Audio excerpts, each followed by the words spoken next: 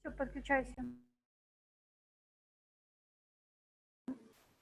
Қайырлы күн тағы да құрметті әріптестер. Менің есімім Айгерім. Бүгінгі вебинарды мен жүргіземін.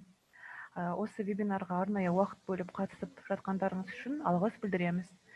Бастапқыда қазір микрофондарыңыз өшіріле тұрады. Вебинар 1 сағат 20 минуттың ішінде өткізілетін болады. Мен қазір негізгі ақпаратты сіздерге беріп өтемін. Одан кейінгі кезекте вебинардың соңына қарай сіздерді мазалап жүрген сұрақтарыңызды қоясыздар. Біріншіден, күнделік жүйесінде бізде арнаулы жаңалықтарды және күнделік жүйесінде болатын өзгерістерді хабарлайтын арнаулы топ бар. Сол топқа қосылу үшін сіздер келесі қадамдарды орындауларыңыз қажет.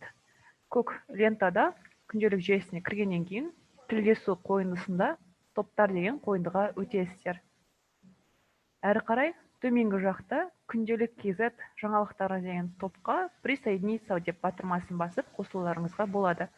Бұл топта біз әрдайым соңғы болған жаңалықтарды және өзгерістер туралы жаңалықтарды хабарлайтын боламыз. Жалпы алғанда күнделік жүйесінде өздеріңіз білесіздер, бірнеше бағалау түрлері қарастырылған. Ол критериалды бағалау жүйесі және де классикалық бағалау жүйесі. Қазіргі уақытта өздеріңізге белгілі, бізде 1 және 11 сынып аралығында барлық сыныптар критериалды бағалау жүйесімен оқиды.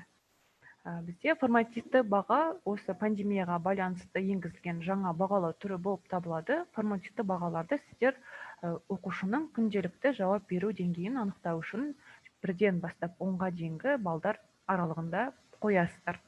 Формативті бағаны қосу үшін сіздерге мектеп журналдар қойындысына өтіп, әрі қарай сыныптарыңызды таңдап, пәнді таңдайсыздар. Формативті баға деген жұмыс түрі автоматты түрде қосылмайды, оны пән мұғалімі сабақ өту барысында өзі қосу қажет. Формативті баға деген жаңа бағананы қосу үшін сіздерге жаңағы күннің үстіне басып сабақ парақшасына өту қажет. Кейінгі кезекте сабақтағы жұмыстар деген блокта жұмысты қосу деген батырманы басасыздар. Осы жерде жұмыс типі деген бірнеше жұмыс түрлері қарастырылған.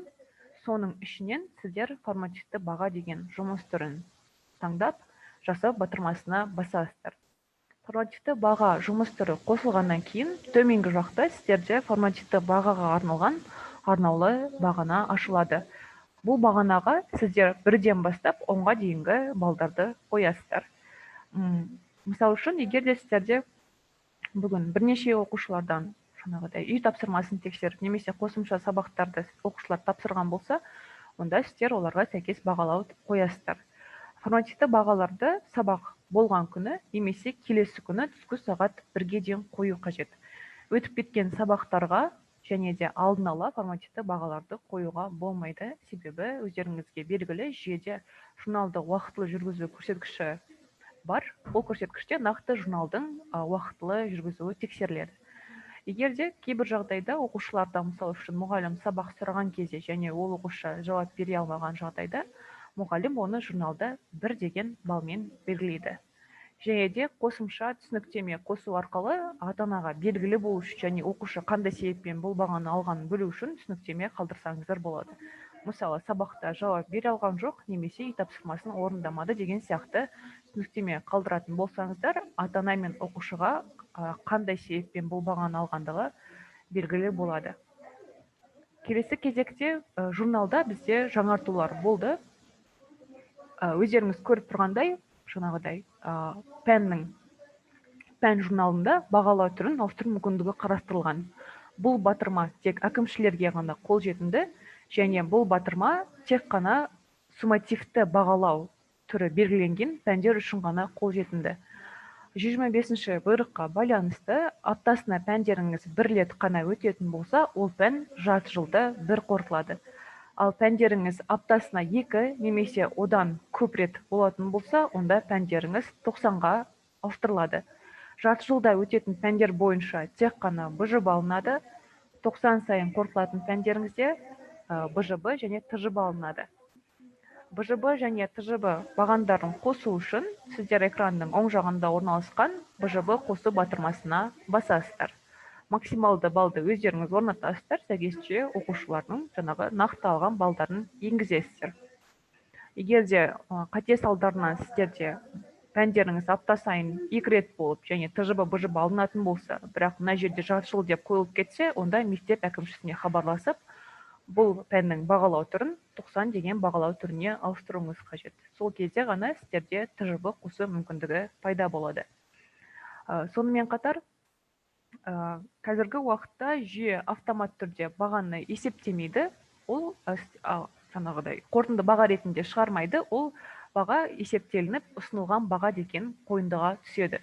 Ұсынылған баға деген жаңағы бағанаға сіздерде формативті баға мен BJB немесе TJB өткен жағдайда жалпы алғанда формула бойынша есептеп берілген баға қойылады. Егер де оқушы белгілі бір себептермен, яғни денсаулығына байланысты немесе басқа да объективті себептермен BJB не болмаса TJB-ны тапсырмай қалған жағдайда, мұғалім қойылған баға деген графаға уақытша аттестацияланған жоқ деген белгіні қояды.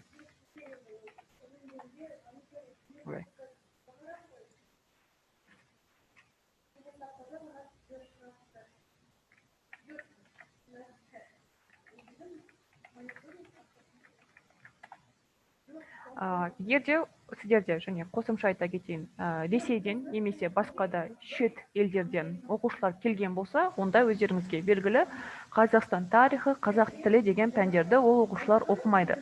Бұл жағдайда сіздер ол оқушыға оқыған жоқ деген белгіні қоясыздар.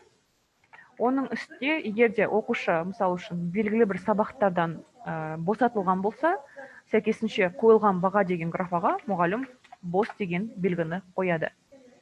Кейінгі кезекте ұсынылған баға, егер де оқушылар BJB, TJB-ны сәтті тапсырып, бағасы ұсынылған баға деген графаға шыққан болса, онда қойылған баға деген графаға ұсынылған бағаны көшіру қажет. Екеуі әртүрлі болмау қажет. Бағаны көтермелеп, не болмаса түсіріп қоюға болмайды. Жүйе сізге қандай бағаны есептеп берді, сол бағаны қойылған баға деген графаға өздеріңіз міндетті түрде көшірулеріңіз қажет. Кейінгі кезекте кесте құру мәселесіне өтейік. Кесте құрмастан бұрын сіздерде алдымен жаңағы пән бойынша топқа бөлініп оқытылатын пәндеріңіз болған жағдайда, ең алдымен сіздерге сыныпты оқу топтарына бөліп алу қажет. Оқу топтарына бөлу үшін сіздерге әкімшісі мектеп, менің мектебім қойындысына өтіп, экранның оң жағындағы кілтке басып, сыныптар тізіміне өтеді. Келесі кезекте қажетті сыныпты таңдап, оқу топтарын деген қойындыны ашып, экранның оң жағындағы топты құру деген батырманы басады. Келесі парақшада топты құрудың бірнеше әдісі көрсетіледі. Егер де сіздер мысалы үшін оқушылар алфавитке байланысты болмаса, немесе басқа да категориялар бойынша топтарға бөлінетін болса, онда қолмен деген әдісті таңдайсыздар. Ал егер де сіздерде дене шынықтыру және көркем еңбек пәндері бойынша ұл қыздар балалар болып бөлінетін болса, онда сіздер автоматты түрде екінші әдісті таңдайсыздар. Егер де сіздерде әліпби бойынша екіге бөлінсе, онда сәйкесінше үшінші әдісті таңдайсыздар. Сіздерге жүйе өз автомат түрде әліпбиге сай сіздерге топтарды, балаларды бөліп қояды. Келесі кезекте сіздерге топтың атауын көрсету қажет. Қысқаша атауын және толық атауын өздеріңізге ыңғайлы етіп көрсетесіздер.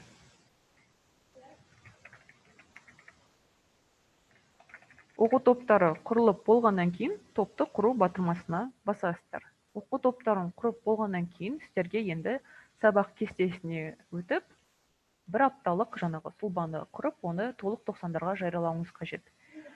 5-ші А сыныбын біздің мысалдағыдай таңдаймыз. Әрі қарай бір апталық сұлбаны құру үшін сабақтарды тілдендіргіш деген арнаулы функционалдылықты қолдану қажет. Сабақтарды тілдендіргіш қойындысына өтіп, біз кестенің жаңа сұлбасын құрамыз. Ол үшін экранның оң жағындағы кестенің жаңа сұлбасы атты батырмаға басамыз. Келесі кезекте бізге жаңағы сұлбаның атауын көрсету қажет. Әрі қарай жасау батырмасына басамыз. Бізге автомат түрде жаңағы сұлба ашылады. Бұл сұлбаға біз тек бір аптаның сабақ кестесін қосып шығамыз. Сабақ кестесін құру барысында өте маңызды сәт ол жаңағы пәннің бағалау түріне назар аудару қажет, және де пәннің атауына. Егер де сіздерде сынып қазақ тілінде оқитын болса, онда пәннің атаулары міндетті түрде қазақ тілінде болу қажет. Егер де пән сыныптарыңыз орыс тілінде оқитын болса, сәйкесінше пәннің атауы орыс тіліне сай болу қажет. Егер де сіздер орыс сыныптарына пәннің атауы қазақ тіліндегі пәндерді қосып қоятын болсаңыздар, ертең оқушы мен ата-аналарда ол күнделіктерінде пәннің атаулары дұрыс шықпайтын болады. Пәндерді қосу үшін сіздерге қосу батырмасына басып, пәнді көрсетіп, одан кейін егер пәндеріңіз топқа бөлінетін болса, онда кім қатысады деген параметрде оқу тобын таңдайсыздар. Келесі кезекте міндетті түрде қай мұғалім береді, сол мұғалімді таңдайсыздар. Әрі қарай жасау батырмасына басасыздар. Топқа бөлінген пәндерде бір ұяшықта бірнеше пәнді көрсету мүмкіндігі қарастырылған. Ол үшін жаңағы бірінші ұяшыққа біз тағы да қосу батырмасына басып, өздеріңіздер көріп тұрғандай, мына жерде алгебра пәні бойынша екінші топ автомат түрде таңдалынды. Енді сіздерге тек қана жаңағы пән мұғалімін көрсетіп, жасау батырмасына басу қажет. Кейінгі кезекте, егер де пәндеріңіз аптасына бір немесе одан да көп рет болатын болса, онда көшіру арқылы бір пәнді бірнеше ұяшықтарға көшіре аласыздар. Одан кейін көшіру батырмасына басасыздар. Бір апталық сіздерде жаңағы сабақ кестесін құрып болғаннан кейін, оны жаңағы толық 90-ға жариялаймыз. Толық 90-дарға жариялау үшін қазір кестені құрып болғаннан кейін экранның сол жағында жариялау батырмасына басамыз. Жариялауды растаймыз, қажетті жаңағы 90-ды таңдаймыз. Барлық аптаға сабақ түсу үшін мына жерде құс белгісін қоямыз. Сабақ бізде жарияланды.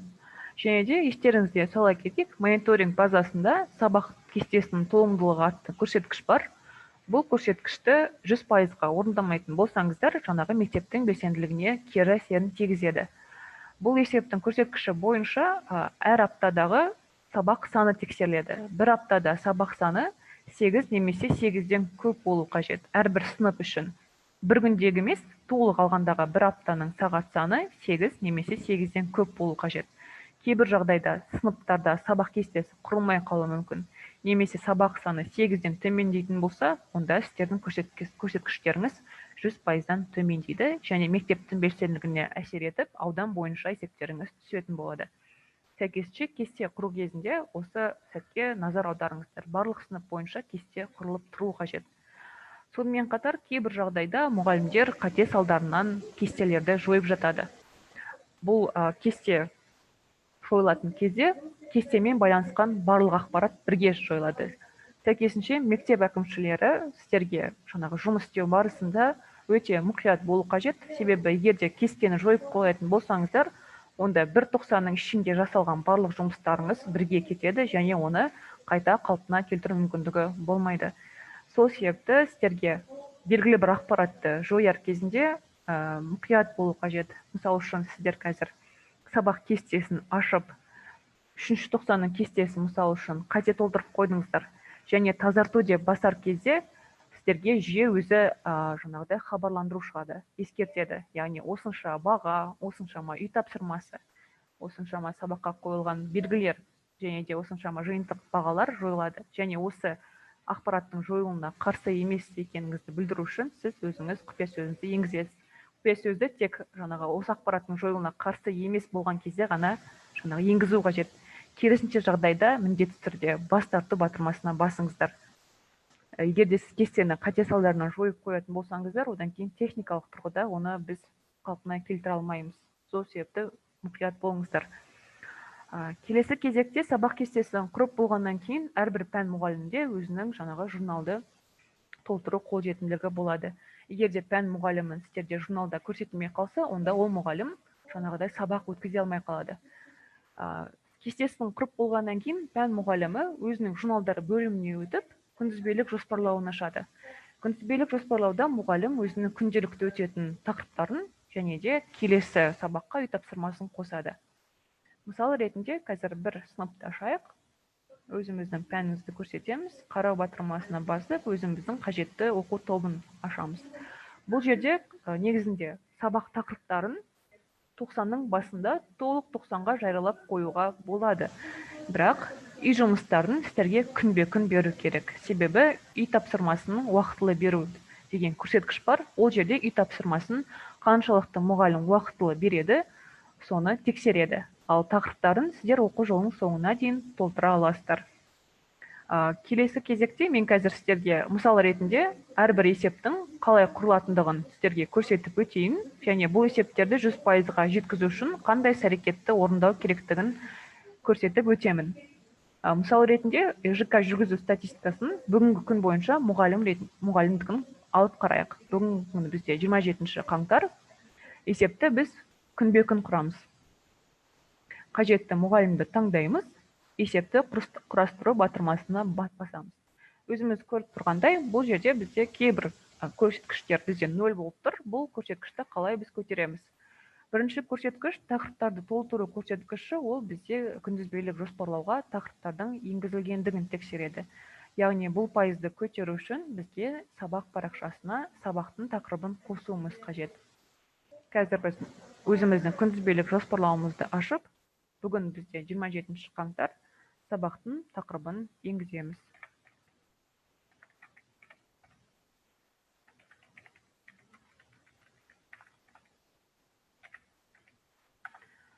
Сабақ тақырыбы енгізілді. Келесі кезекте есепті өтіп тексерейік. Қайтада есепті құрастыру батырмасына басамыз. Біздің 10-шы А сыныбы бойынша тақырыпты толтыру көрсеткіші 100%-ға жетті. Яғни біз сабақ тақырыбын көрсеттік, сәйкесінше пайызымыз 100 болды. Келесі кезекте бізге үй тапсырмасы бар сабақтардың көрсеткішін тексеру қажет. Бұл яғни сабақ парақшасына үй тапсырмасын түспегендігін білдіреді. Сол себепті сабақ парақшасына өтіп, біз үй тапсырмасын қосамыз. Өзіміз көріп тұрғандай, үй тапсырмасы берілмеген, өту қосы батырмасына басып, үй тапсырмасын қосуымыз қажет.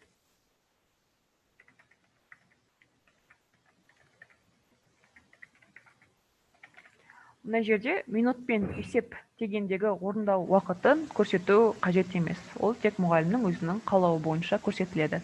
Үй тапсырмасының сипаттамасын жазып болғаннан кейін үті беру батырмасына басамыз. Үй тапсырмасы бізде берілді. Осы жерде назар аударыңыздар. Үй тапсырмасын біз кейін үй тапсырмасы берілгеннен кейін бірден ауыстырмаймыз. Себебі бұл үй тапсырмасын жаңағы оқушы орындап болғаннан кейін мұғалім баға қояр алдында жаңағыдай ауыстыру қажет. Себебі бұл жерде сіз егер де алдын ала үй тапсырмасын беріп болғаннан кейін оны орындады деп кейін ауыстырып тастайтын болсаңыз, онда ол оқушыда үй тапсырмасы жабылып қалады. Яғни үй тапсырмасы орындалған деген күйге ауысқандықтан үй тапсырмасы жабылады. Ең бастысы сіздерге үй тапсырмасын уақытылы беру қажет, ал кейін кез келген уақытта ауыстыруға болады. Мысалы үшін бүгін сабағыңыз болды, үй тапсырмасын сіз келесі сабаққа бүгін бердіңіз, ал кейін келесі сабақта оқушылар үй тапсырмасын орындап келгеннен кейін ауыстыруға болады. Үй тапсырмасын біз қостық, енді есептің жаңағыдай көрсеткішін тексерейік. Үй тапсырмасы қосылғаннан кейін, үй тапсырмасы бар сабақтардың пайыздары автоматты түрде 100% болды. Үй тапсырмасын уақыты толтырда, үй тапсырмасын қаншалықты уақытылы берілгендігі тексереді.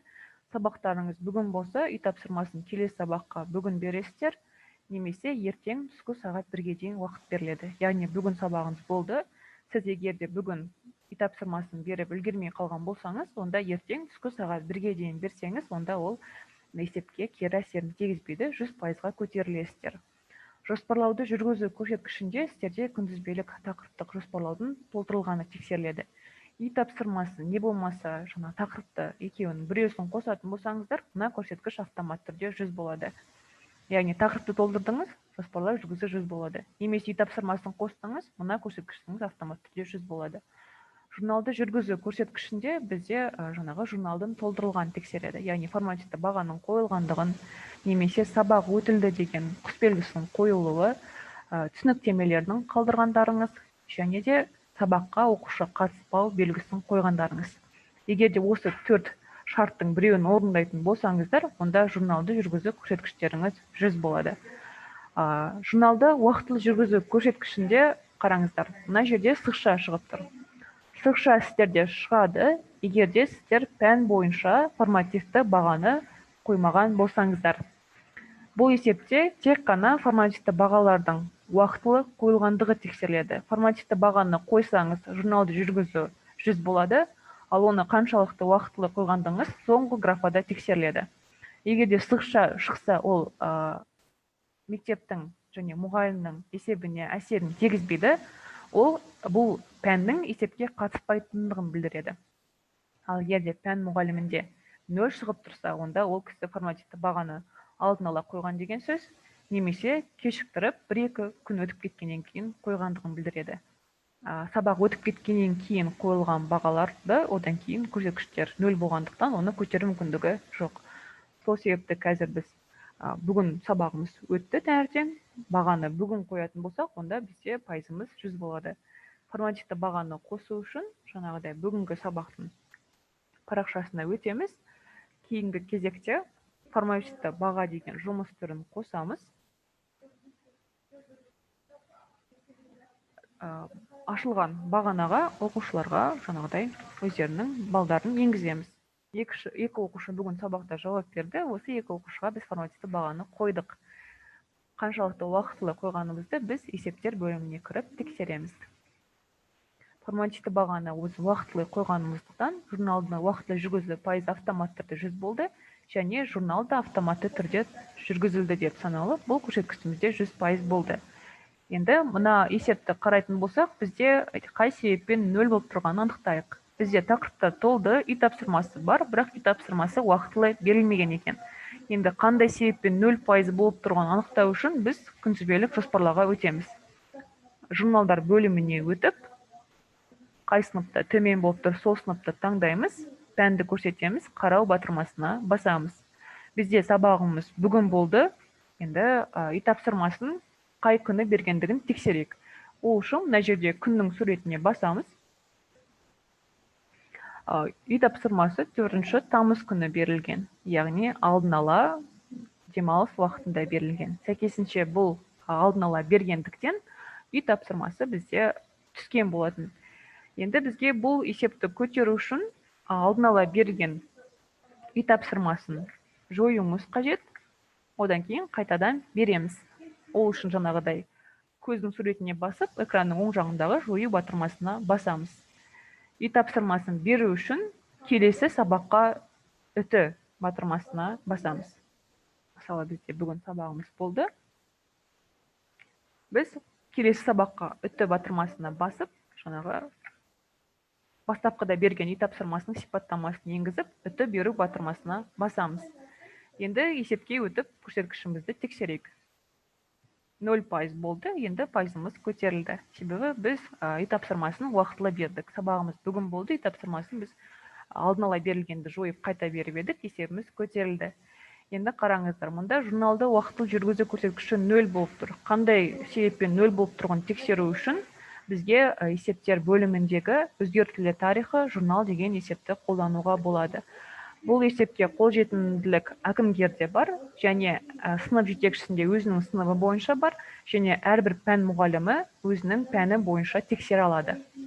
Өзгертулер тарихында журналға енгізілген әрбір әрекет жазылады. Баға жойылса, қосылса немесе өзгертілсе, бұл іс-әрекеттердің барлығы күнделік жүйесінде жазылады. Одан кейін ол іс-әрекеттерді сіздерде жою мүмкіндігі қарастырылмаған. Енді бізде қай себеппен уақытылы қойылмағандығын тексеру үшін есептер бөліміне өттік, өзгертулер тарихын аштық, қажетті сыныпты таңдаймыз, пәнді көрсетеміз. Енді бағаға назар аударайық. Бізде қараңыз, 27 қаңтар күні біз өтіп кеткен сабақтарға формативті бағаны қойған екенбіз. Сәйкесінше қараңыздар, мұнда ортада тұрған күн, ол бізде жаңағыдай қай күні бағаны қойдық, соны көрсетеді. Ал қай күнге біз бағаны сабақты қойдық бағаларды? 21 желтоқсан күні, 19 қараша және 29 желтоқсанда болған сабақтарға мұғалім жаңағыдай өзгерісті енгізген екен және бағаларды қойған екен. Сәйкесінше мұғалім өтіп кеткен сабақтарға формативті бағаларды қойғандықтан бұл жерде бізде есептері түскен болатын. Енді егерде сіздер алдын ала қойылған бағаны уақытылы жөндейтін болсаңыздар, есептеріңіз көтеріледі. Мысалы үшін мұғалім қате салдарынан сабақ өтпей жатып, оны алдын ала қойып қойса, онда оны сол сабақ өткен күні өзгерту мүмкіндігі бар. Ол үшін мектеп журналдар бөліміне өтеміз, сыныпты таңдаймыз, пәнді таңдаймыз. 27 қаңтарға ауысамыз. Өзіміз көріп тұрғандай, мұнда 3 балаға формативті бағаны алдын ала қойған екенбіз. Егер де осы бағаны біз қайтадан жойып өзгертетін болсақ, онда бізде жаңағыдай есебіміз көтеріледі. Себебі біз формативті бағаны жаңадан қойған бағаларды уақытылы қойып отырмыз. Енді есептер бөліміне өтейік. Есепті құрастыруға ашатын болсақ, пайызымыз 100 болды. Егер де алдын ала қойылған бағаларды жойып, уақытылы қайта қоятын болсаңыздар, онда есепті әрине көтеру мүмкіндігі қарастырылған. Егер де сіздер мысалы үшін формативті бағаны алдын ала қойып, одан кейін оны бірнеше күннен кейін бірақ естеріңізге түсетін болса, онда уақыт өтіп кетуіне байланысты оны көтеру мүмкіндігі сіздерде қарастырылмайды. Тағы да айта кетейік, кейбір пәндерде жаңағы өзін өзі тану, көркем еңбек, дене шынықтыру деген сияқты пәндерде формативті бағалау және жиынтық бағалау жүргізмеуіне байланысты сіздерде оқу жылының 90-ның соңында есептелінді деген белгімен қортасыздар. Бұл пәндер бойынша назар аударыңыздар. Формативті бағаны қою міндетті емес. Егер де мұғалім формативті бағаны қоймайтын болса, журналда уақытылы жүргізу көрсеткішінде сызықша шығады. Және бұл белгі есепке мектептің әсер етпейді. Есепке тек қана уақытылы қоймаған мұғалімдердің есебі түсіреді. Мысалы үшін қазіргі уақытта мұғалім алдын ала қойып есебі 0 болып түсті. Осы 0 деген белгі мектептің және мұғалімнің есебіне әсерін тигізеді. Егер де сызықша белгісі тұрса, ол есепке қатыспайды дегенді білдіреді.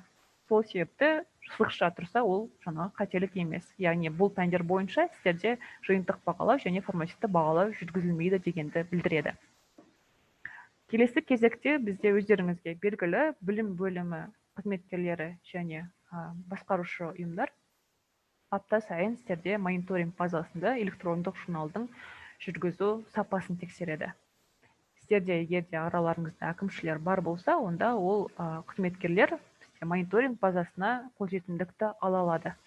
Мониторинг базасына әкімші қызметкерлері келесі жолмен кіреді. Экранның оң жағында көмек деген батырмаға басады. Әрі қарай жетекшіліктер және нұсқаулықтар қойындысына өтеді. Төмен қарай белсенділік бақылау деген категорияның ішінен олап жүйесіне кіру деген батырманы басады. Осы жерде олап жүйесіне кіру қажеттілігі туралы нұсқаулық көрсетілген, және егер де сіздер сілтеме деген батырмаға басатын болсаңыздар, сіздерге күнделік жүйесінің парақшасы арқылы олап базасына қолжетімдікті ала аласыздар. Егер де әрине сіз әкімдер болсаңыз, өзіңіздің мектебіңіз бойынша көрсеткішті көресіздер. Енді айтып өтейін, бұл мониторинг базасы аптасына тек бір рет жаңарады, жексенбі күні. Жексенбі күні біз әр аптаның есебін аламыз. Мысалы үшін бүгін бізде қазіргі уақытта өткен аптаның есебі шығып тұр. Осы аптаның есебін біз келесі дүйсенбіде аламыз. Мысалы үшін қазір сіздің аудандарыңыз бойынша қарап өтейік. Бәйдібек және Созақ ауданы. Мысал ретінде біз Бәйдібек ауданын таңдайық. Қазіргі уақытта сіздерде аудан бойынша мектептің белсенділігі сәл төмен. Өздеріңіз көріп тұрғандай, сіздерде мектептің белсенділігі тек 4% құрайды. Ал жаңағыдай 0 мен 84 арасындағы жаңағы мектептердің көрсеткіштерін сіз мына жерден көре аласыздар. Бұл ауданда сіздерде 4% шығып тұр, себебі Абай атындағы және де Садық Әбдіжапаров атындағы мектептеріңіз 100%-ға жеткендіктен пайыздарыңыз сәл де болсын жоғары. Егер де сіздердің мектептеріңіздің барлықтары сары зонада немесе қызыл зонада болатын болса, онда мектептің белсенділігі 0 болады, және толық Түркістан облысы бойынша есепті сіздің аудандарыңыз түсіретін болады. Келесі кезекте мен қазір әрбір көрсеткіш бойынша жеке-жеке айтып өтейін, қалай оны құрылатындығын және ол көрсеткішті қалай орындайтындығы жайлы. Қазіргі аптада біз өткен аптаның есебін көріп тұрмыз, және 17 қаңтар мен 23 қаңтардың аралығындағы есеп құрылды. Мектептің белсенділігі 4%-ді құрап тұр. Қызыл индикатор өздеріңіз көріп тұрсыздар, бұл есепті орындамады дегенді білдіреді. Ал көк индикатор есепті орындады дегенді білдіреді. Қызыл индикатор бойынша сіздерде есептеріңіз мектептің белсенділігіне әсерін тигізді. Бұл жерде бізде 14 түрлі есеп бар, бірақ тек сол 14 есептің ішіндегі 8-і ғана мектептің белсенділігіне кіреді. Басқа көрсеткіштер кірмейді. Қай есептер кіретіндігін мен қазір атап өтейін. Ол мұғалімдер, оқушылар, білім беру мекемесінің кестесінің толықтығы, сабақты жоспарлау, сынып журналдарын жүргізу, журналды уақытты жүргізу, ата-аналардың қатысуы және үй тапсырмасын уақытылы толтыру. Қалған аталмай кеткен есептер ол мектептің белсенділігіне қатыспайды. Қазіргі уақытта сіздерде мұғалімдер деген көрсеткіш көк индикатормен жанып тұр, яғни көрсеткіш орындалды деген сөз. Бұл көрсеткішті орындау үшін кем дегенде 95%-ды құрау қажет, яғни 100%-ға жеткізу деген талап жоқ. Егер де 95% бойынша орындайтын болсаңыздар, онда сәйкесінше ол көк индикатор болып жанады және мектептің белсенділігін сәл де болсын көтереді. Бұл оқушылар, мұғалімдер, ата-аналар деген есептерде парақшалардың белсенділігін тексереді. Бұл жерде назар аударыңыздар, ата-ана мен оқушылардың және мұғалімдердің күнделікті жүйеге кіргендігін емес, жаңағы парақшалардың активацияландырылуын тексереді. Мысалы үшін сіздер жүйеге пайдаланушыны тіркедіңіз, егер де бұл пайдаланушы жүйеге бірде-бір рет кірмейтін болса, онда ол жаңағы мектептің көрсеткішін түсіретін болады. Яғни бұл жерде егер де оқушы мен ата-ана жүйеге бір рет кіріп шықса, онда пайыздарыңыз көтеріледі. Бұл уақытта мұғалімдердің парақшаларының барлығы белсендірілген. Оқушыларда, яғни кейбір оқушылардың парақшасы жүйеге тіркелген, бірақ бірде-бір рет кірмеген. Бұл көрсеткішті орындау үшін 85%-ға жету қажет. 85%-ға жетпегендіктен сіздерде бұл қызыл болып жанып, мектептің белсенділігін түсіріп тұр. Ата-аналар деген көрсеткіш мектептің белсенділігіне қатыспайды. Яғни егер де сіз 85-70 деген көрсеткішті орындамайтын болсаңыздар да, ол мектептің белсенділігіне әсерін тигізбейді. Білім беру мекемесінің кестесінің толықтылығы мектептер үшін 100% болу керек. Бұл есепте есептік аптадағы сыныптардың жаңағы сабақ кестесінің толымдылығын тексереді. Егер де аталып өткендей, бірде-бір сыныпта сабақ кестесі құрылмай қалмаса, немесе сабақтың саны жалпы алғанда бір аптаныкі 8-ден төмен болатын болса, онда ол мектептің есебін түсіреді. Мектеп бойынша көрсеткіш 100%-ға тең болу қажет. 100%-ден төмен болса, онда сәйкесінше мектептің белсенділігі деген көрсеткіштеріңіз түсетін болады. Сабақты жоспарлау деген көрсеткіште күнтізбелік жоспарлауларыңыз тексереді. Үй тапсырмасы немесе сабақ тақырыбы қосылу қажет. Осы екі шарттың біреуі орындалса, онда есептеріңіз көтеріледі. Егер де мұғалім үй тапсырмасын бермесе, немесе тақырыптарды толтырмаса, онда сәйкесінше мектеп бойынша есептеріңіз түсетін болады. Бұл көрсеткішті орындау үшін 90%-ға жету қажет. Мектеп бойынша 90%-ға жететін болсаңыздар, онда есептеріңіз көтеріледі. Келесі көрсеткіш ол сынып журналын жүргізу. Бұл жерде жаңағыдай айтылып өткендей формативті бағаның қойылғандығы, сабақ өтілді құсбелгісін белгілегендігі, оқушылардан қатысуын белгілеу және де түсініктеме қалдыру шарттары тексеріледі. Егер де осы 4 шарттың біреуі орындалса, онда есептеріңіз көтеріледі. Келесі бұл көрсеткішті орындау үшін 90%-ға жету қажет. 90%-дан ассаңыздар, онда есептеріңіз орындалды деп мектептің белсенділігі көтеріледі. Келесі бізде есеп ол журналды уақытылы жүргізу. Бұл есепте қаншалықты мұғалімдер формативті бағаны уақытылы қойғандығы тексеріледі. Егер де сіздер мектептеріңізде формативті баға қойылмайтын пәндер бар болса, онда ол пәндер есепке қатыспайды. Бұл есепке тек қана формативті қойылатын бағаларыңыз кіреді. Сол формативті бағаларды сабақ өткен күні немесе келесі күні түскі сағат 1-ге дейін қоятын болсаңыздар, онда есептеріңіз көтеріледі. Келесі есепте ата-аналардың қатысуы. Бұл ата-аналардың қатысуында ата-аналардың жүйеге күнде кіргендігі тексерілмейді. Сол себепті мектеп қызметкерлеріне ата-аналардың атынан кіру қажеттілігі жоқ. Себебі ата-аналар мен оқушылардың жүйеге кіру туралы жиілігі мектеп есептерде қарастырылмайды. ата-ана мен оқушы жүйеге кез келген уақытта қалауы бойынша кіреді. Сол себепті оларды күнделікті жүйеге кіріңіздер деп жаңағыдай талап қоюдың қажеті жоқ. Себебі ол мониторинг базасында жалпы жүйеде қадағаланбайды. Ата-аналардың қатысу есебінде оқушы саны мен ата-ана саны тексеріледі. Мектептеріңізде оқушы саны мысалы алғанда 100 болса, онда ата-ана саны 100 болады. Енді кейбір жағдайларда көбінесе мектептерде көп балалы отбасылар бар болады. Көп балалы отбасылар бар болған жағдайда сіздер бір ата-ананың парақшасына қанша баласы бар, сол балаларының парақшаларын тіркейсіздер. Әрбір балаға жеке ата-ана парақшасын құруға болмайды, себебі ол біріншіден ата-анаға ыңғайсыз, екіншіден сіздер жүйе бойынша ата-ананың санын нақты ала алмайтын боласыздар. Оның үстіне жаңағы әрбір мектептің ата-анасы жаңағыдай әрбір баланың күнделігіне жеке кіру ыңғайсыз болғандықтан қолдау қызметіне хабарласып, бір парақшасына барлық баласын қосу туралы бізге өтінім қалдырады, және біз ол өтінімді қарастырамыз, яғни барлық балалардың бір парақшасына қосып береміз. Сол себепті бір ата-анаға 5 түрлі парақша құрудың қажеттілігі жоқ. Бұл есепті орындау үшін біз 100% деген шекті қойған жоқпыз. Бұл көрсеткішті орындау үшін мектеп жүйесінде 60%-ға жету қажет. 60%-ға жеткен болсаңыз, онда көрсеткіштеріңіз орындалды болып саналады.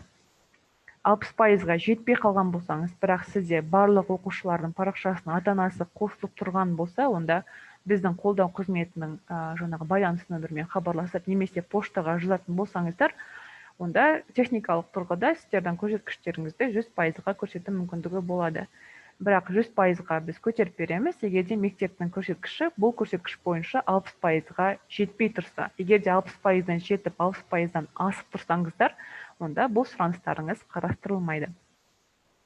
Келесі есеп үй тапсырмасын уақытылы толтыру.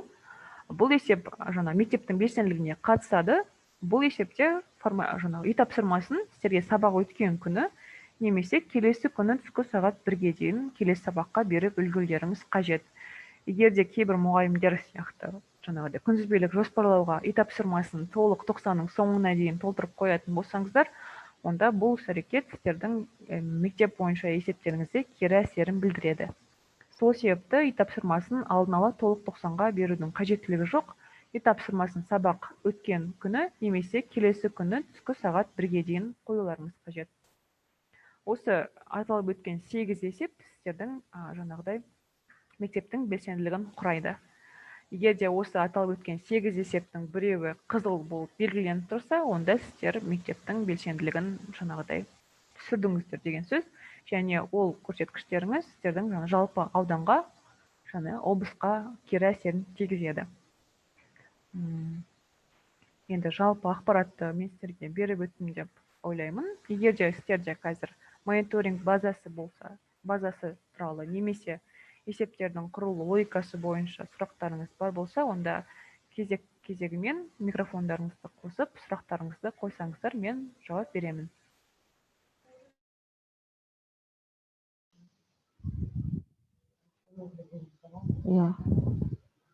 Саламатсыздар ма? Қойдым.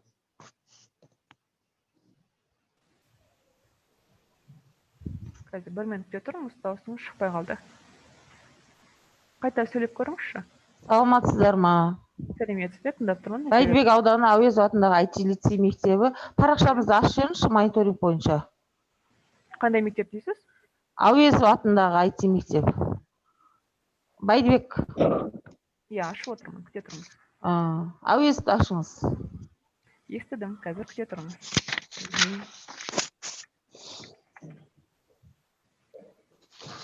Айта беріңіз. Осы бойынша статистикасында бәрінде ата-аналардың балансы сәйкес келмейді да бізде ше.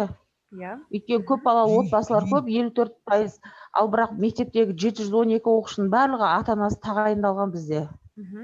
Әрбір парақшаны тексеріп шықтыңыздар ма? Бәрін тексеріп шыққам. Кеше күнделік кезетіне тағы да звондап операторларға ескерткем, мониторингке бізге 100-ге қойып беріңіздер дегем. Бірақ бұл аптада өкінішке орай 100 қойылмады. Қашан хабарласып едіңіз?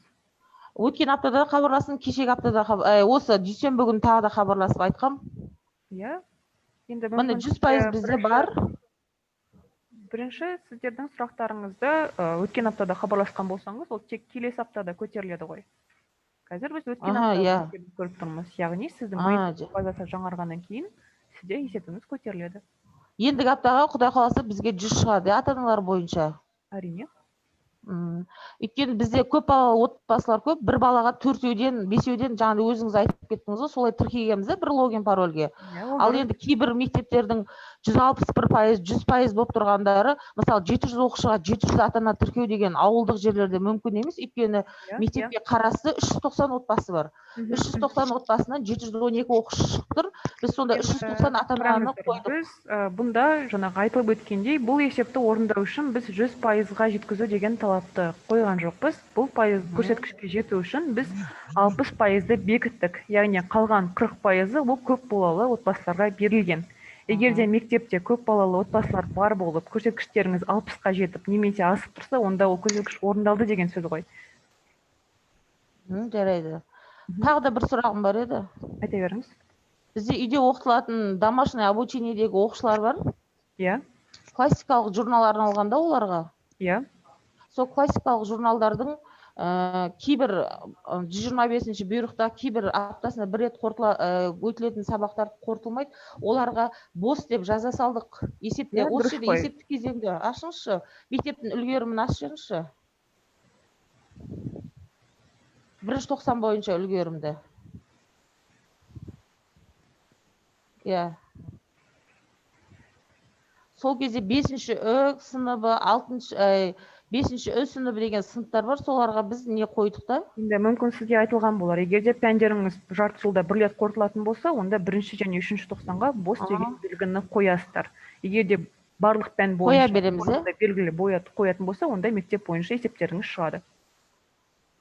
Шығады. Одан кейін рахмет. Одан кейін міне осы жерде 5-ші Ö сыныбына қарасаңыз, солай жаздық та біз енді.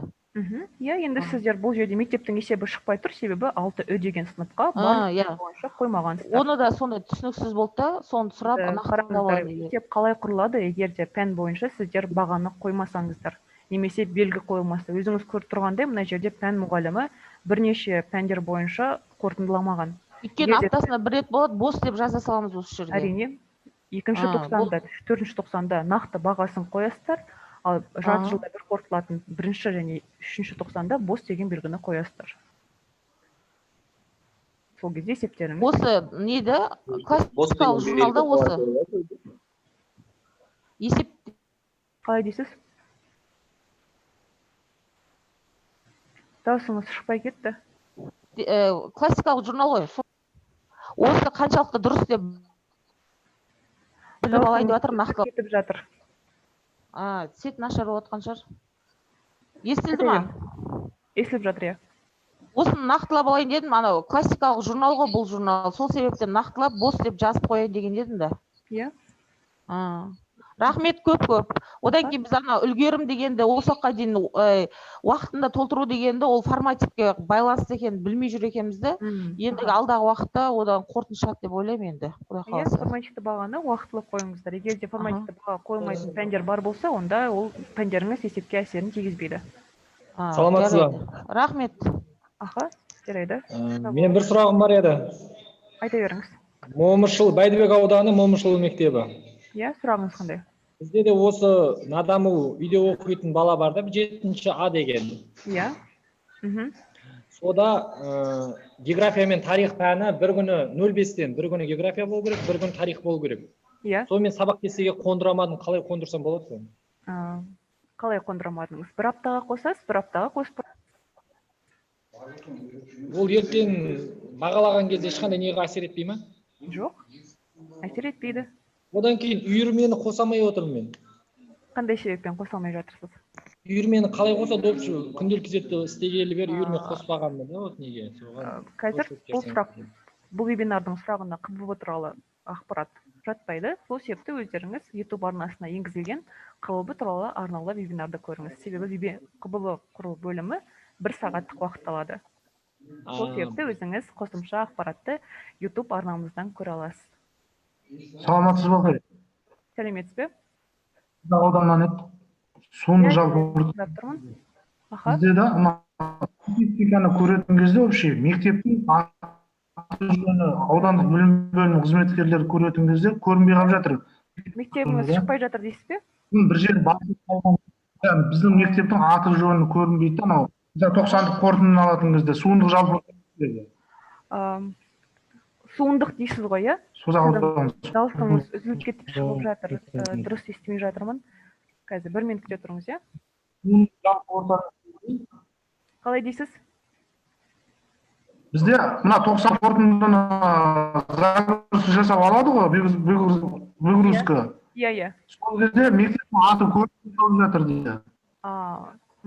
Негізінде мониторинг базасында шығып тұр екенсіздер, онда сіздердің жаңағы мектеп парақшасындағы басқарушы ұйымды тексеру қажет. Егер де басқарушы ұйымдары дұрыс көрсетілмей қалса, онда сіздер шықпайсыздар.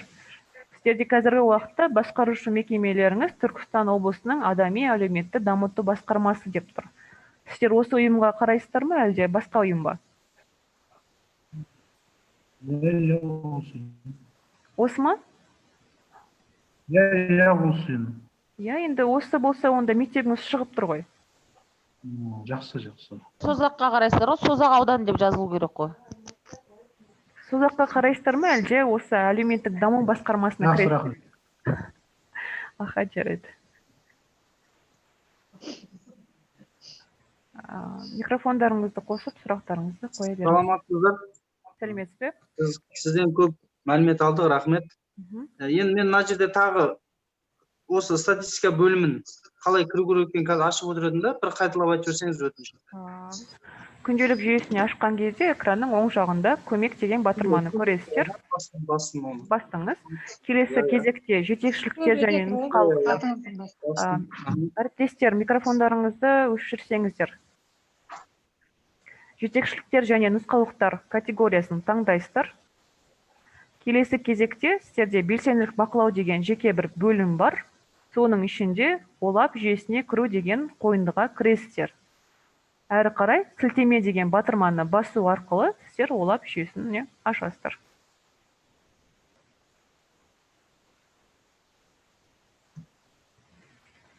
Рахмет. Аха. Сәлеметсіз бе? Сәлеметсіз бе? Созақ ауданы Сәкен Сейфуллин мектебінен еді. Айта беріңіз. Бізде мектепте ақылы үйірмелер бар. Иә. Сол ақылы үйірмелер бойынша бізде мысалға өткен жарты жылдығымызда география пәнінен, тарих пәнінен ақылы үйірме өткен еді. Осы жарты жылдықта бізге сол география пәніне ауысты.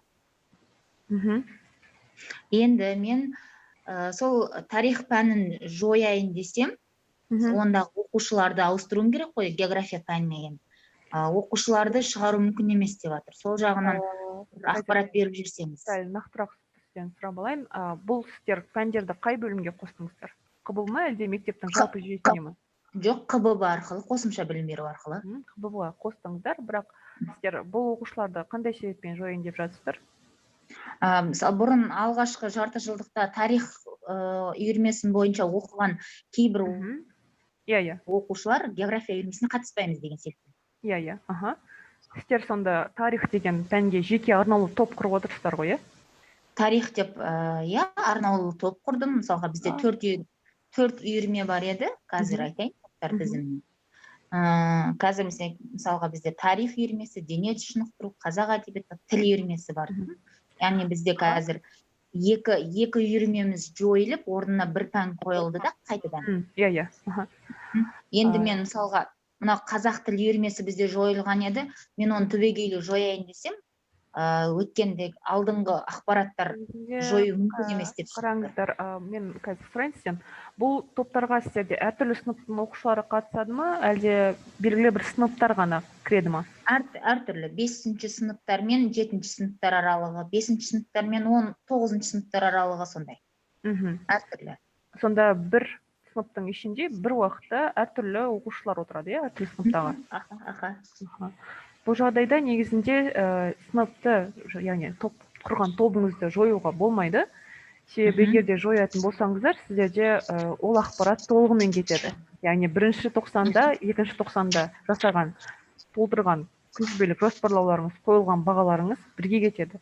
Сәйкесінше оны жоюға болмайды. Сіздерге жалпы бір топ ашу қажет болған, одан кейін сол топтың ішінде жеке тағы бір топша құру керек болған. Мысалы, тарихте бір топша құрдыңыздар, одан кейін екінші тоқсаннан бастап география деген тағы бір шағын топша құрып, одан кейін үшінші тоқсанның кестесіне география деген пәнді таңдап, география деген топшаны таңдау керек болған. Ал тарих деген топша сондай жалпы бір топтың ішінде бір пән бойынша бөлінетін топша болып қала береді. Оны жоюға болмайды. Енді біз қалай оқушыны, мен мысалға географияны ашылды ғой, география пәнін қайтадан құрайын ба басынан сонда? Енді қазір сіз оқу жылының басында тарих деген пәнге жеке бір топ арнағандықтан оны жойып керек емес деп ойлаймын. Себебі жоятын болсаңыздар барлық ақпараттарыңыз бірге кетіп қалады. Сол себепті сіздер онда география деген қайтадан жаңа бір оқу тобын құрыңыздар. Одан кейін жаңағыдай топта отырған оқушыларды сол география тобына қайта ауыстыруға болады. КВ бөлімінде жаңағыдай бір оқушы бірнеше топта отыра алады. Мысалы үшін мектептің жалпы жүйесінде бір оқушы бір сыныпта ғана отыру керек болса, ал КВ бөлімінде бір оқушы бірнеше оқу топтарында бір уақытта отыра алады. Сол себепті сіздерге жаңағы география деген оқу тобын құрасыздар. Одан кейін сол оқу тобына жаңағыдай тарих тобына қатысқан балаларды қайтадан қоса аласыз. Яғни сонда оқушылар тарих деген топта да отырады, география деген топта да отырады. Одан кейін география деген жаңағы топқа сіздер 3-ші және 4-ші тоқсанда жаңағыдай сол география деген пәнді қосып ары қарай жалғастырып жүргізе бересіздер. Ал тарих деген топтарыңыз қалады, оны жоймайсыздар. Мен тағы да бір сұрағым бар еді. Қазір мына кісі егер сұрағын аяқтап болса. Жарайды, жақсы. Әзірше осы жарайды. Рахмет. Жарайды. Қайтып Бәйдібек ауданы әуезов мектебі. Мен сұрайын дегенім, бізде апрель айларында оқу дала жаттығулар болады да 10-шы сыныптарға. Сол кезде біз күнделік кезектегі журналдағы, аптадағы сабақтар бар ғой, соны кейінге қалдыру деп қалдырамыз ба? Жоқ, мүлде жойып тастаймыз да, соны түсінбей жатыр. Біз бұл сұраққа жауап бере алмаймыз ғой. Егер сіздерге бұл сабақтарды қайтадан өту керек болса, және бұл сабаққа жеке сағат бөлінетін болса, онда міндетті түрде кейінге қалдырасыздар. Егер де бұл сабақтарыңыз мүлде болмайтын болса, онда сәйкесінше кестеден жойып тастайсыздар. Ол сіздерде жаңағы қазір бұйрық шығып қойды. Сол бұйрықты келесі апрель айында бір апта бойы жоқ болады ғой балалар. Сол кездегі сабақты осы қаңтар айынан бастап, қаңтар айының 20-сынан бастап бөліп сабақ кестесіне қойып өтіңіздер деді да, оны ше. Енді соны сабақ кестесіне қояйын десем, қабылдамайды ана басқа пәндерді. Қалайша қабылдамайды? Не шығып тұр сізде? Қабылдамай тұрды, не деп, кейінге қалдыру десем, алдыңғы қаңтарға қарай көшпейді. Ал енді тек қана ол апрель айынан кейінгі күндерге ғана көшіп жатыр. Жүйеде өтіп кеткен сабақтарға алдағы болатын сабақты көшіре алмайсыздар ғой. Оны жойып барып жаңадан қосу қажет. Жойса қайтып календарный сағат саны шықпай қалайын деп тұр ғой деп жатырмын да. Неге шықпайды қайтадан? Осы жерде мен айтып өтсем. Айта беріңіз. Айтып өтсем бола ма? Айта беріңіз. Бұл сіздерге алғашқы әскери дайындық жетекшісі 29 тамызбен бұйрық шығару керек. Осы дала жиынына байланысты 30 сағаттық деп. Сосын сіз ол 30 сағатты 1-ші қыркүйектен бастап толық алғашқы әскери дайындықтың факультатив сабағы бар емес па? 10-шы сыныпта аптасына 2 сағат, сол факультатив сабақтың орнына 30 сағатты сентябрьден бастап мамыр айына дейін қойып шығасыз. Сонда оны мұғалім расписаниеге мысалға 3-ші тоқсанда алғашқы әскери дайындық сабағы жұма күннің 5-ші сабағы болса, сіз құрған бөлек кесте бойынша 30 сағатты сол сенбі күнге 3-ші тоқсанға толық қойып шықсаңыз, мұғалімнің де сағаты оқу бағдарламасына толық қол жеткізеді. Ал мамыр айында 1 сағаттық дала жиынында мектептің медбикесі бар, және сол 30 сағатты алғашқы әскери дайындық жетекшісі сол аптаға бөлек қойып береміз, бір аптаға. Солай жұмыс жасалынады бұл жерде. Сабақ кестесіне қойдыңыздар ғой барлығын. Бір аптаны сабақ кестесіне, өйткені қыздар медбикемен жұмыс жасайды, ұлдар алғашқы әскери дайындық жетекшісімен жұмыс жасайды. Соның расписаниясын сол дала жиындағы уақытқа толық бір аптаға 10-шы сыныптарға қойып береміз. Ал сіз 30 сағатта алғашқы әскери дайындық жетекшісі бұйрық шығарғаннан кейін сіз бірден расписаниеге бөлек кесте жасап 30 сағатта мектеп директорының бұйрығымен бекітіп қоясыз. Соны алғашқы әскери дайындық факультативтің орнына қойып шығамыз. Бізде жылда 21 январдан кейін болатын болған кейін енді қойды да. Бізде сұрақ Рахмет. Саламатсыздар ма? Сұрақ қойсаңыздар. Мына Рүстемов мектебі деген кісі. Созақ ауданы құрал үстем мектебінен сұрағым бар еді. Мына жаңағы аптасына бір рет болатын пәндер бар ғой? Иә. Сол бізде соңған аудан білім бөлімі есеп алғанда 90-да шықпай қалды, 190-да. Соны біз мысалы 10 сынып 11-де қазақ тілі бар Жарастан бағытында. Соны қазақ тілі 1, қазақ тілі 1 деп қойдық та біз. Сол олай қоюға болмайды дейді. Анау не есеп шықпай жатыр. Бана бос дегенді қойып кетеміз бе сонда? Олай негізінде бірнеше пәнді құрудың қажеті жоқ қой. Себебі сіздер өздеріңіз жаңа көріп өткендей, журналдың ішінде әрбір сынып үшін әртүрлі бағалау түрін көрсету мүмкіндігі қарастырылған. Мысалы үшін сіздерде бір сыныптарда аптасына 2 рет болатын болса, онда сіздер сол пәннің ішіне кіріп, журналында бағалау түрін 90 деп қоясыздар. Ал екінші бір сыныпта аптасына 1 рет өтетін болса, онда жарты жыл деп ауыстырасыздар. Яғни бір пәнді әртүрлі сыныпта әртүрлі бағалау түрімен құртуға болады. Жеке пән құрмайсыздар.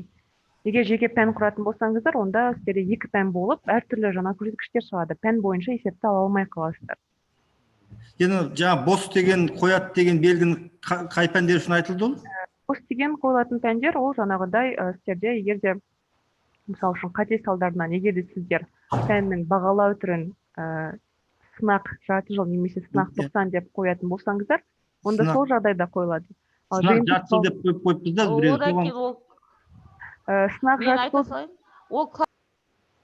Сынақ жарты жыл деп қойылатын пәндердің сіздер параметрін жиынтық бағалау деп ауыстыра аласыздар ғой. Қазір пәннің критериалдық қорытынды аттестациялау түрін ауыстыру мүмкіндігі ашық тұр ғой. Енді ауыстыра береміз еркін онда, Әрине, егер сіздер қазір қате салдарынан сынақ деп қойып кеткен болсаңыздар, онда пәннің параметріне кіріп, оны қайта жиынтық бағалау деп сіздер ауыстыра аласыздар. Жарты жылда болатында, жартыда бағаландар. Иә, жиынтық бағалау деп қоясыздар, одан кейін пәннің журналына кіріп, бағалау түрін жарты жыл деп ауыстырасыздар. Жарты жыл деп ауыстырғаннан кейін бірінші және үшінші тоқсанның яшықтарына баға қойылмайды. Сіздер бағаны жаңағыдай екінші тоқсанның қойындысына қоясыздар. Жаңағы қойып қойған артық пәнді алып тастасақ болады ғой енді онда, иә? Егерде қазір сіз пәнді негізінде жалпы жүйеден жоя алмайсыздар, себебі ол қазір кестеде тұр ғой. Егерде пәндеріңіз белгілі бір ақпаратпен байланысқан болса, онда ол жүйеден жойылмайды. Қазір сізде қай сыныпта оны жеке пән ретінде қосып отырсыз? Біз 1 сағаттық болатын бәріне қосып қойдық, ана көрінбеген сынақ жарты жыл дегенді қойып қойыппыз да. Енді сіздерге қазір оны 1-ші тоқсаннан бастап ауыстыру керек пе? Қазақ тілі 1 деген 10-шы сыныпта, 10-11-де, содан дүние жарықтары 5, 6, 7, 8, 9-ға дейін дүние тарихтарына қойып қалған да. Созақ ауданы ғой, сіздікі? Иә, Созақ ауданы. Көрмейміз. Құрал үстем мектебі.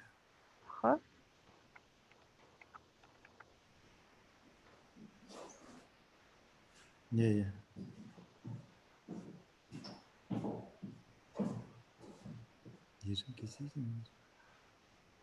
Міне қазақ тілі 1 деп тұр екен, иә? Иә. Ал басқа сыныптарда жай ғана қазақ тілі дегенді қостыңыз ба сонда? Қалған сыныпта 2 сағаттықтарда қазақ тілінің өзі тұр да. Негізінде олай артық қоспай-ақ сізге бағалау түрін ауыстыруға болатын еді. Қазір енді пәндер тізімінде сізде сонда 2 пән тұр, иә? Міне жаратылысты 1, 2 деп. Енді сіздерге білім бөлімі қалай, бұны 1-ші тоқсаннан бастап сіздерге жөндесін деп жатыр ма? Жоқ, енді биылға кете берсе бола ма оқу жылына? Келесі өтсе. Енді жаңағы мектеп бойынша көрсеткіштерді үлгерім бойынша есепті сіздерде білім бөлімі алады. Иә. Біз оған жауап бере алмаймыз. Сол себепті егерде жөндеу қажет болса, сіздерге жаңағыдай барлық сыныптарға 1 пәнді қосу қажет. Егер жөндеу керек болса, әрине енді кестеден пәнді жоясыздар. Пәнді жоймастан бұрын міндетті түрде сіздерге журналға кіріп, жаңағыдай формативті бағаларды экспорттап алу қажет, себебі журналды жойған кезде сіздерде ол бірге жойылып кетеді. Қазір мысалы үшін мен сізге көрсетейін, қалай экспорттау керек екендігін. Сіздер жаңағыдай журналға өтесіздер, одан кейін сыныпты таңдап, қазақ тілі жаңағыдай жеке құрып қойған пәніңізді ашып, экранның оң жағында мына жерде экспорттау тұрады. Экспорттасаңыздар, онда толық сіздерде жаңағыдай формативті бағаларымен бірге жеке файл ретінде компьютеріңіздерге жүктеледі. Одан кейінгі кезекте сіздерге міндетті түрде күнтізбелік жоспарлауын толық жыл бойынша экспорттап алу қажет. Себебі өздеріңіз білесіздер, кестені жойсаңыздар, бұл ақпаратта бірге жойылады. Жойылып кетпеу үшін. Сіздерде қазір мысалы үшін ктж бар екен, сол себепті бұны экспорттаудың қажеті жоқ. Себебі кестені жоятын болсаңыздар, ктж бөлімінде сіздерде ктж сақталады, ол жойылмайды. Сол себепті кестеден пәнді ауыстырып болғаннан кейін сіздер бағаларды қайта қойып шығасыздар. Одан кейін ктж-ға кіріп, қайта жариялай салсаңыздар, онда тақырыптары мен үй жұмыстарыңыз бірге орнына түседі. Осы тағы бір сұрағым, үй тапсырмасы ктж-мен бірге қойылып кетсе де, оны алып тастаймыз ба енді? Алып тастауға бола ма? Қайсысын, үй тапсырмасын ба? Үй тапсырмасын. Уақытында қойып тұру үшін де бағана нені көтеру үшін. Енді қараңыздар, қазір кестені жойған кезде сізде сәйкесінше үй тапсырмасы бірге кетеді ғой. Одан кейін сіз ктж-ны үй тапсырмасымен бірге жариялайтын болсаңыздар, онда өткен күндерге жаңадан үй тапсырмасы қосылады, есептеріңіз түседі. Одан кейін ол есепті сіздер мектеп бойынша көтере алмайсыздар, бірақ мониторинг базасында сол апталардың есебі өзгермейді. Ол түспейді. Жоқ, ктж жариялап қойғандарда үй тапсырмасы бірге жариялап қойған ғой, соны қазір енді ктж-ны бүкіл ктж-ны жариялаған кезде сіздерде мұнда үй тапсырмасымен бірге жариялауға болады ғой. Қазір мысалы үшін ктж бөліміне кіретін болсаңыздар, сізде ктж-ның параметрінде мына жерде арнаулы жаңағыдай батырма тұру керек. Мен көрсетейін, қазақ тілі, мынау басталып екен. Қазақ тілі деген пәнді ашатын болсаңыз, мұнда параметрлі деген жерде үй тапсырмасы деп құсбелгісі тұрады. Яғни үй тапсырмасымен бірге көшірілген ол сізде. Одан кейін ктж-ны қайта жариялайтын кезде сіздерге үй тапсырмасымен бірге деп құсбелгісін қоятын болсаңыздар, онда тақырыппен қоса үй тапсырмасы да бірге түседі. Жақсы, рахмет. Саламатсыздар. Саламатсыз ба, сұрағым бар еді. Кезектен қойсаңыздар. Саламатсыз ба? Сәлеметсіз бе? Біз микрофоныңыз өшіп қалды. Біз БЖБ, ТЖБ қоямыз ғой. Сол кезде кейде қателесіп, проценттерінен кейбір баланікі жөн түспей қалады да. Мысалда 4 қоятын балаға 3 қойылып кетеді. Соны бір күннен кейін, 2 күннен кейін көріп түзеген кезде ол мектептің жаңағы несіне кіре ма, кірмей ма? Есеп көрсеткішінде қате шыға ма, қате шықпай ма? Әсер етпейді. Ешқандай әсер етпейді ме? Жоқ, әсер етпейді, бірақ өзгертулер тарихында сіздің бағаны өзгерткендігіңіз жазылады. Яғни егер де тексеріп қалса, онда қандай себеппен өзгертетініңіз туралы сізден мысалы үшін сұрап қалуы мүмкін. Ал есептер бөліміне ол кері әсерін тигізбейді. Кездеспейді, содан кейін жаңағы ктж-ны үй тапсырмасында ол тақырыпқа қандай үй тапсырма беретін мысалда білмейміз ғой. Сондықтан бірге жариялаған дұрыс па, әлде күнделікті үй тапсырмасын жазғанымыз дұрыс па? Үй тапсырмасын алдын ала беруге болмайды. Сіздер тек қана алдын ала алдын ала тек қана тақырыптарын қоса аласыздар. Тақырыптарды қосып болғаннан кейін сіздер күнбе-күн үй тапсырмасын бересіздер. Саламатсыздар. Менің сұрағым бар еді. Айта беріңіз. Мынау Бәйдібек ауданының білім бөлімінен бұл қазіргі вебинардан өте жақсы көмек алып жатырмыз. Бізде мынандай бір ұсыныс па, или бір не болып жатыр. Мысалы, бізде аудандағы мектептердің толтырып жатқандығы туралы күнделікті статистика немесе белсенділік ала аламыз ба? Сіздер айтып жатсыздар ғой, воскресенье күні ғана шығады деп. Ондай мүмкіндік қарастырылмаған, себебі бізде мониторинг аптасына тек бір рет жаңарады. Аптасына бір рет, иә? Үлкен процесс, белгілі бір уақыт аралығын қамтиды. Оны бір күнде алу мүмкін емес. Бізде мысалы толтырып жатырмыз дейді да, аптасына бүйтіп қарап қалсақ, ол жерде белсенділік өте төмен болып тұрады. Толтырып жатырмыз дейді, мына жағында бір апта бойы не істегенін не қыламай жатырмыз да, қарай алмай қалып.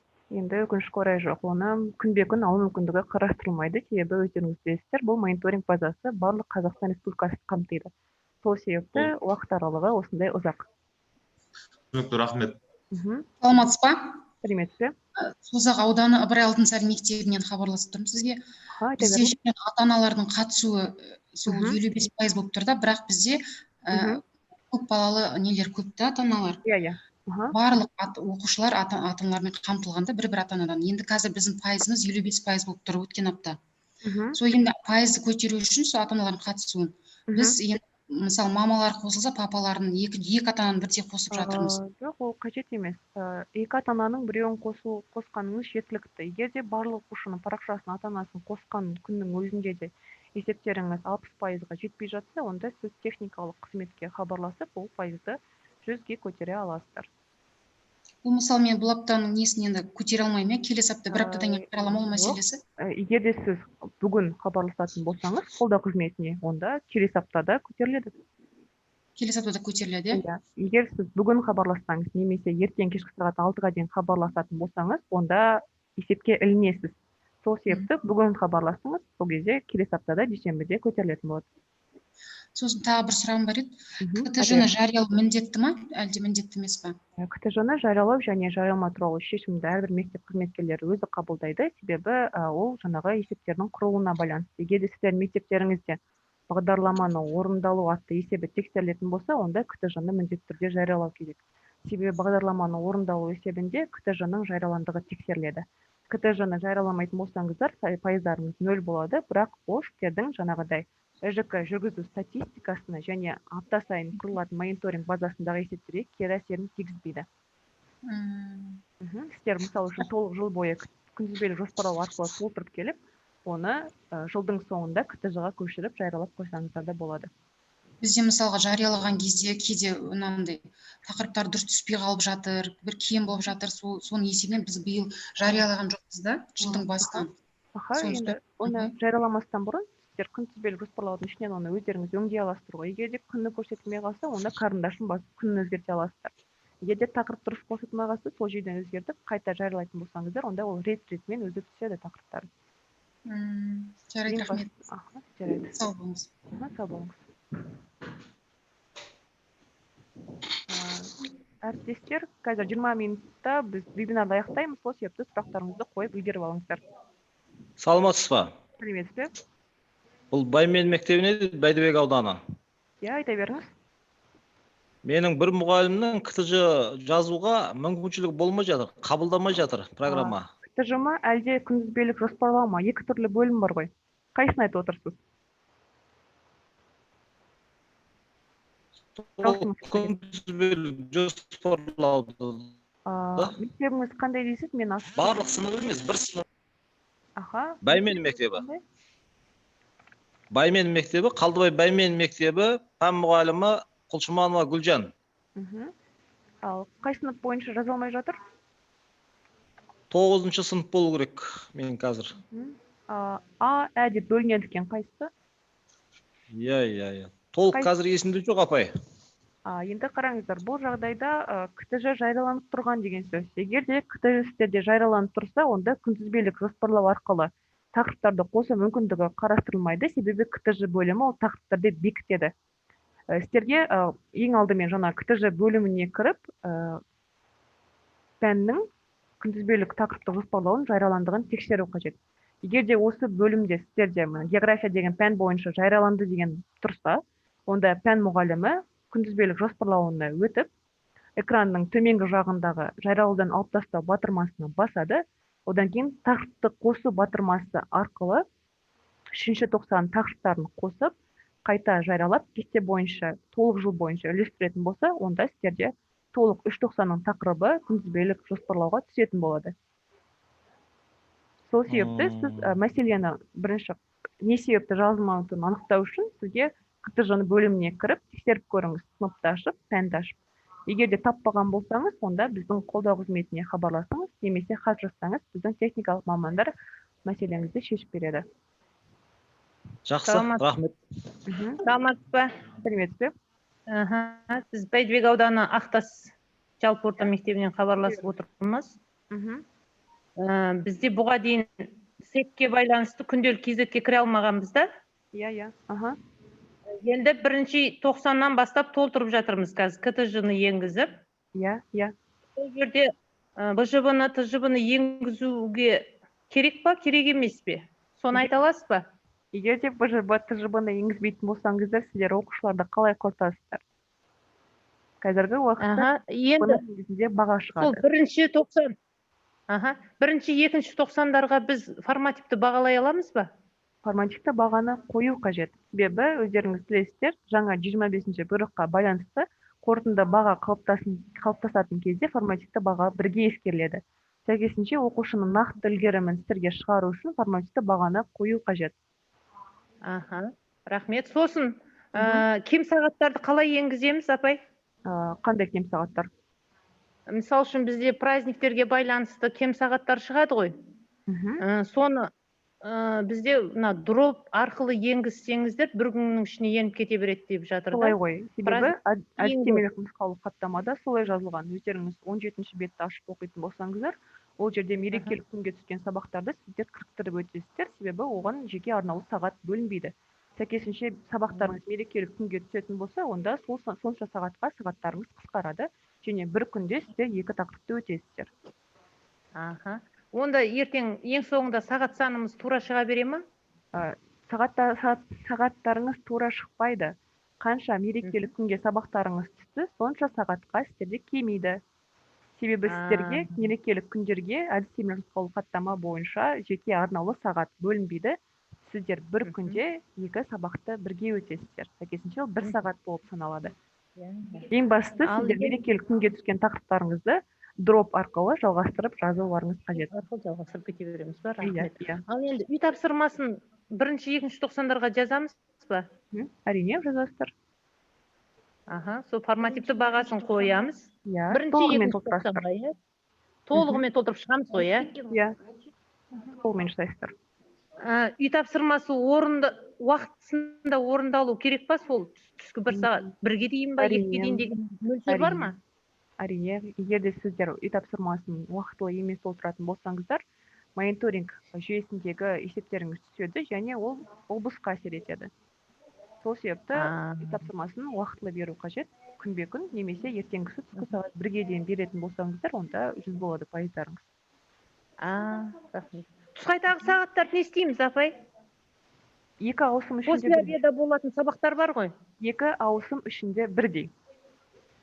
2 ауысым ішінде бірдей ма? Иә, бірдей. Рахмет. Рахмет көмегіңізге. Аха, сау болыңыз. Созақ ауданы Байтұрсын мектебінен, саламатсыз. Сәлеметсіздер. Анау формативті бағаны қосамыз ғой біз. Сол кезде қашықтықтан сабақты қосу керекпіз ба? Кейбір класстарымыз кезекші сыныпқа барамыз да, кейбіреуі қашықтыққа барып жатырмыз. Ол міндетті емес. Міндетті емес па? Формативті баға деген жұмыс түрін қосуларыңыз қажет.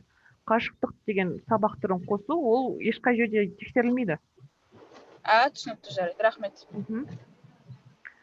3 минуттай қалды, осы 3 минуттың ішінде сұрақтарыңызды қойып үлгерсеңіздер. Мен тағы да сұрағым бар еді. КМЖ жүктеу деген міндетті емес қой, Өкінішке орай бұл сұраққа біз жауап бере алмаймыз, оны іштерде білім бөлімі тексереді. Оның үстіне жүйеде бізде КМЖ жүктейтін арнаулы бөлім жоқ. Жоқ, Ондай жоқ. Рахмет. Саламатсыз ба? Сәлеметсіз. Бәйдібек ауданынан ғой, менде бір сұрақ бар еді. Айта беріңіз. Ана 3-ші тоқсанның КТЖ-сын ендірген кезде да, 1-2-ші тоқсанда КТЖ-лар жойылып кетті мен мұғалімдердің. Неге жойылып кетті? Сіздер 3-ші тоқсандығын жеке емес, толық жыл деп жариялауыңыз қажет қой. Егер де мұғалім тек қана 3-ші тоқсан тақырыптарын жариялайтын болса, онда әрине 1-2 тоқсанның тақырыптары түспейді. КТЖ жариялайтын кезде кезеңді толық жыл деп алатын болсаңыздар, онда 3 тоқсанның тақырыптары бірге түседі. Ендіше, қараңызшы, енді қазір КТЖ 3-ші тоқсан жазып жатыр да, жазып қойған ғой, 1-2 тоқсан жоқ. Енді сол 1-2 тоқсан қайтадан жазу керек қой, Жоқ, неге? КТЖ бөліміне өтіп, күнтізбелік тақырыптық жоспарлық қайта жариялаудан алу қажет. Мен қазір сіздерге көрсетейін, КТЖ-ны қалай жариялау қажет екендігін. Мысалы үшін, КТЖ менде бар, оны мен жаңағыдай әр тоқсан сайын жеке-жеке толтырамын делік. Егер де мұғалімдер, мысалы, 3-ші тоқсан тақырыптарын қосқаннан кейін, міндетті түрде, мысалы үшін, мен қайтадан жариялау батырмасына басамын, жариялау деп таңдаймын, үлестіру деймін. Үлестіретін кезде, мына жерде егер де мұғалімдер 3-ші тоқсан тақырыптарын таңдайтын болса, әлбетте тек 3-ші тоқсан тақырыптары түседі. Сол үшін сіздер кезең деген жерді сіздер әрдайым толық жыл деп таңдайсыздар. Толық жылға 3 тоқсан тақырыптары бірдей кіргендіктен ол КТЖ-ға түседі. Әрі қарай батырмасына басамыз, мына жерде жалпы құс белгісін қоямыз. Одан кейін мына жерде экранның төменгі жағында әрі қарай батырмасына басып, кесте бойынша үлестіреміз. Сол кезде бізде толық 3.90-ның жаңағы күнтізбелік тақырыптық жоспарлауы орнына түседі. Мысалы үшін менде қазір бұл демо 4 алгебра пәні күнтізбелік жоспарлауға өтемін. Өздеріңіз көріп отқандай толық 490 тақты орнына түсті. Сол себепті жариялайтын кезде міндетті түрде кезеңді толық жыл деп таңдауларыңыз қажет. Рахмет. Біздің вебинарымыз аяқталып қалды. Егер де сіздерде тағы да қосымша сұрақтарыңыз бар болса, онда сіздер біздің қолдау қызметінің нөміріне хабарласыңыздар, немесе біздің электрондық поштаға жазсаңыздар. Әрбір сіздердің өтініштеріңіз өзінің кезектілігімен қарастырылады. Сол себепті бүгінгі вебинарға қатысқандарыңыз үшін үлкен алғыс білдіреміз. Барлықтарыңызға жаңағыдай сәттілік тілейміз. Сау болыңыздар. Сіздерге де рахмет. Жақсы мәліметтер алдық көп. Сіздерге рахмет. Сау болыңыздар.